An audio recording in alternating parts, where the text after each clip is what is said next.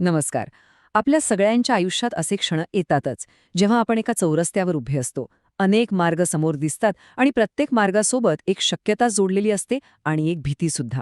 आपण जो निर्णय घेऊ तो आपल्याला आनंदाच्या शिखरावर नेईल की पश्चातापाच्या खोल दरीत लुटेल, ही चिंता आपल्या मनाला सतत पोखरत राहते. आणि हा पश्चाताप ही केवळ एक वाईट भावना नाहीये, तर तो एक असा अग्नी आहे जो भूतकाळातल्या कर्मांच्या आठवणींनी आपला वर्तमानही जाळत राहतो. आज आपण एका अशा प्राचीन ज्ञानाच्या सागरात डुबकी मारणार आहोत, जे आपल्याला या अग्नीपासून मुक्तीचा मार्ग दाखवतं. ही गोष्ट आहे एका सामान्य फुलवाल्याची, पण त्याची कथा ती खूपच असामान्य आहे. ती आपल्याला शिकवते की पश्चातापविरहित, समाधानी आणि खऱ्या अर्थाने कुशल कर्म कसं करावं.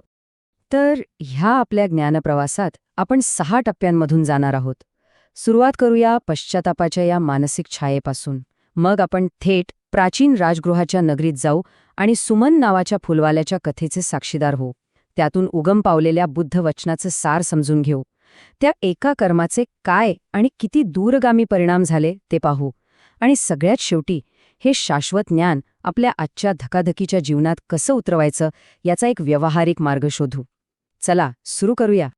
आपल्या आयुष्यातला हा एक सार्वत्रिक अनुभव आहे, नाही का? आपण सगळेच कधी ना कधी अशा वळणावर उभे असतो, जिथे कोणता मार्ग निवडावा हेच कळत नाही. प्रत्येक निवडीसोबत एक अदृश्य ओझं असतं, एक प्रश्नचिन्ह असतं. जर हे चुकलं तर? जर मला नंतर याचा त्रास झाला तर?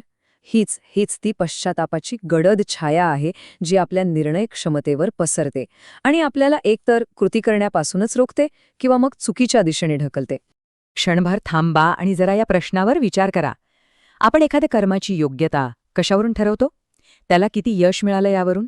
लोकांनी किती कौतुक केलं त्यावरून? की त्या कामामुळे आपल्याला किती भौतिक फायदा झाला यावरून? हे सगळे बाह्य मापदंड झाले. पण खऱ्या अर्थाने उत्तम कर्म ह्या सगळ्याच्या पलीकडचं असतं.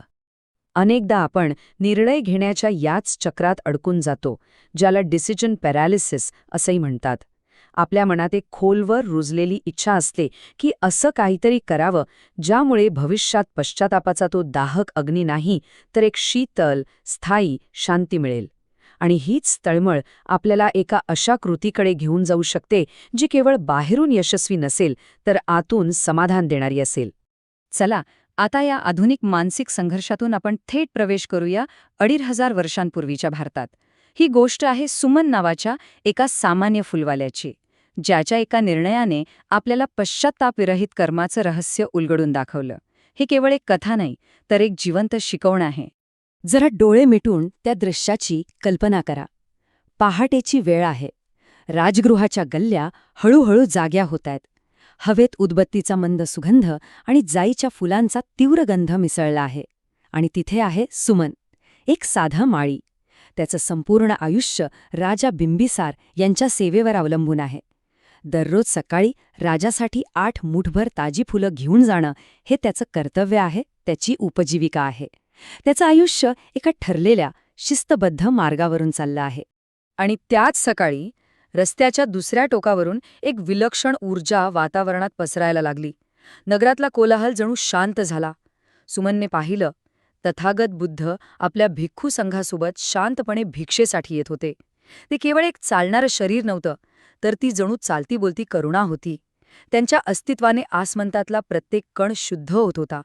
त्यांच्या चेहऱ्यावर असीम शांती होती आणि त्यांच्या भोवती एक तेजस्वी प्रभामंडळ होतं, त्यांच्या आंतरिक ज्ञानाचं बाह्य प्रतीक.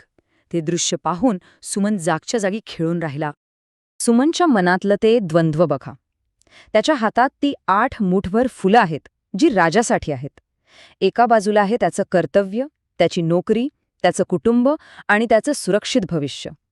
राजाला फुलं नाही दिली तर कदाचित त्याला देशनिकाला किंवा मृत्युदंडाची शिक्षा होऊ शकते. ही भीती अगदी खरी होती. आणि दुसऱ्या बाजूला आहे एक अनामिक, उत्स्फूर्त ओढ. बुद्धांचं ते रूप पाहून त्याच्या मनात जी श्रद्धा जागी झाली, ती तर्काच्या आणि भीती पलीकडची होती. हा संघर्ष केवळ कर्तव्य आणि भक्तीचा नव्हता. हा संघर्ष होता भीती आणि श्रद्धेचा, सुरक्षेच्या गरजेचा आणि आत्मिक आनंदाच्या ओढीचा. आणि त्या एका निर्णायक क्षणात सुमनच्या आत काहीतरी बदललं. त्यांनी भीतीवर मात केली. त्याने भविष्याच्या चिंतेपेक्षा वर्तमानातल्या त्या शुद्ध भावनेला महत्त्व दिलं. हा निर्णय विचार करून घेतलेला नव्हता, तो अंतःप्रेरणेतून आलेला होता. बाहेरील परिणामांची पर्वा न करता आपल्या आतून येणाऱ्या आवाजाला प्राधान्य देण्यासाठी जे असीम धैर्य लागतं ते त्यांनी दाखवलं. त्यांनी ती फुलं राजासाठी नाही तर त्या चालत्या बोलत्या सत्याला, बुद्धांना अर्पण करण्याचा निश्चय केला. सुमनच्या या एका कृतीतून एक अशी शिकवण प्रकट झाली जी धम्मपदामधली एक अनमोल गाथा म्हणून ओळखली जाते. ही गाथा म्हणजे पश्चात्ताप विरहित जीवनाची गुरुकिल्ली आहे. सुमन पुढे गेला आणि त्याने ती फुलं हवेत बुद्धांच्या दिशेने उधळली. आणि तेव्हा एक चमत्कार घडला. ती फुलं जमिनीवर न पडता हवेतच थांबली. त्यांनी बुद्धांच्या डोक्यावर एक सुंदर फुलांचं छत्र तयार केलं आणि त्यांच्या बाजूने फुलांच्या भिंती तयार झाल्या, ज्या बुद्धांसोबत पुढे सरकत होत्या. हा केवळ एक बाह्य चमत्कार नव्हता, तर सुमनच्या मनातील निस्वार्थ आणि शुद्ध भावनेचं ते प्रतिबिंब होतं. त्याच्या त्या निर्भीळ श्रद्धेला जणू निसर्गानेच प्रतिसाद दिला होता. हे पाहून बुद्धांनी ती गाथा उच्चारली, जी या कथेचं आणि आपल्या आजच्या विवेचनाचं सार आहे. आता एक क्षणभर शांतता.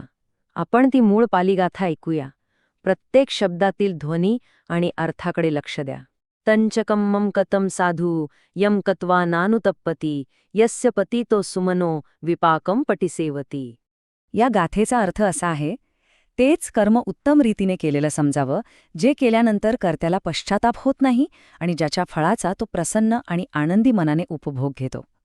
हे वाक्य किती साधं पण किती गहन आहे, नाही का? यात कर्माच्या यशाची व्याख्याच बदलून टाकली आहे.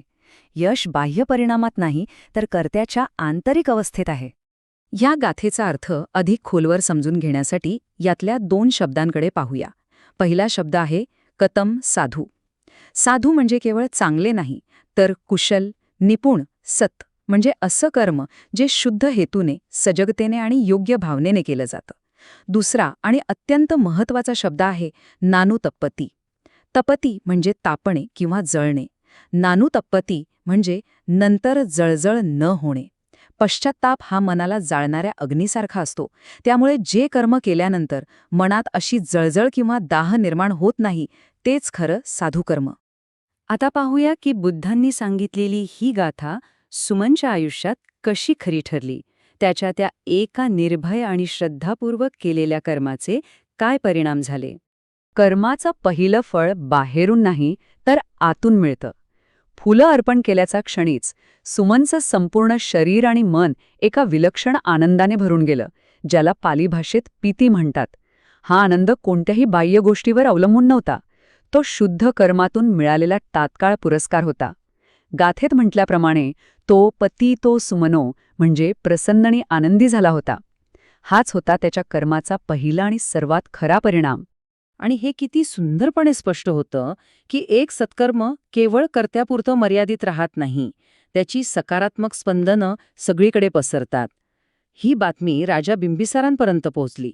राजा केवळ शासक नव्हता, तर तो स्वतः सोधापन्न म्हणजे ज्ञानाच्या मार्गातील एक उच्च साधक होता. त्याला सुमनच्या कृतीमागच्या भावनेची खोली समजली. त्याला राग येण्याऐवजी आनंद झाला आणि तो स्वतः त्या फुलांच्या चमत्काराला पाहण्यासाठी आणि बुद्धांना वंदन करण्यासाठी आला. यानंतर राजाने सुमनला बोलावून घेतलं. सुमन भीतीने थरथर कापत होता, पण राजाने त्याला शिक्षा करण्याऐवजी त्याचं कौतुक केलं. राजा म्हणाला, तू जे केलंस ते मी सुद्धा करू शकलो नसतो. आणि त्याने सुमनला 8 हत्ती, 8 घोडे, दासदासी आणि 8,000 मुद्रांचं बक्षीस दिलं. ज्या राजाच्या भीतीमुळे तो द्विधा मनस्थितीत होता, त्याच राजाकडून त्याला सन्मान आणि संपत्ती मिळाली. पण हे तर झालं भौतिक फळ. त्या कर्माचं खरं आणि सर्वात मोठं फळ तर तथागतांनी घोषित केलं.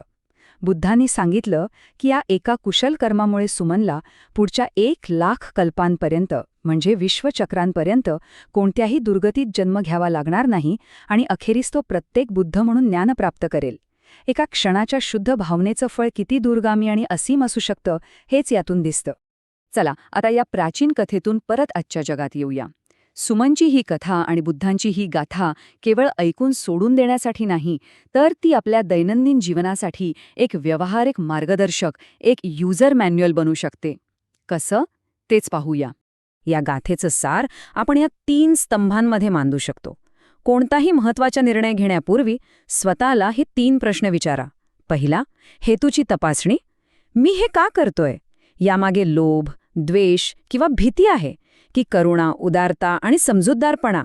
दुसरा, आनंददायक अंमलबजावणी. हे कर्म करताना माझं मन विभागलेलं आहे का, की मी ते पूर्ण एकाग्रतेने आणि आनंदाने करू शकेन? आणि तिसरा, पश्चातापापासून मुक्ती.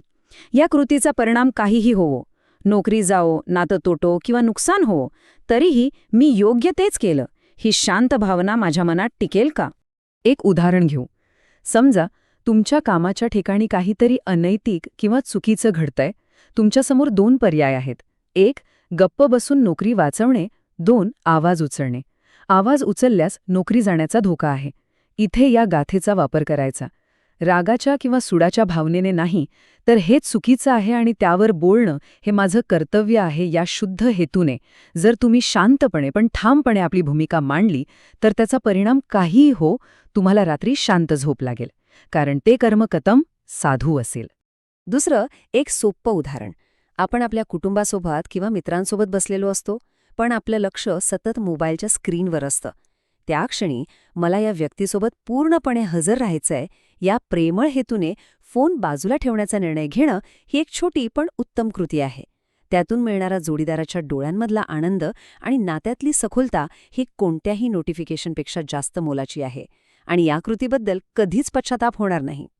आणि तिसरं, नातेसंबंधांबद्दल. समजा आपल्या हातून कोणाचं मन दुखावलं गेलं आहे आणि त्याची बोच आपल्याला लागून राहिली आहे.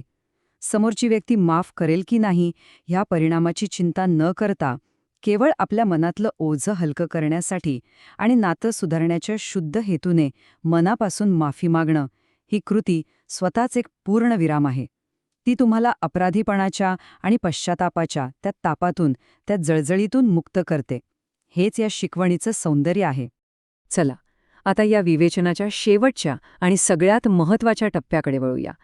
हे ज्ञान केवळ बौद्धिक पातळीवर न ठेवता ते आपल्या जीवनाचा, आपल्या सवयीचा भाग कसं बनवायचं याचा एक ठोस मार्ग पाहूया.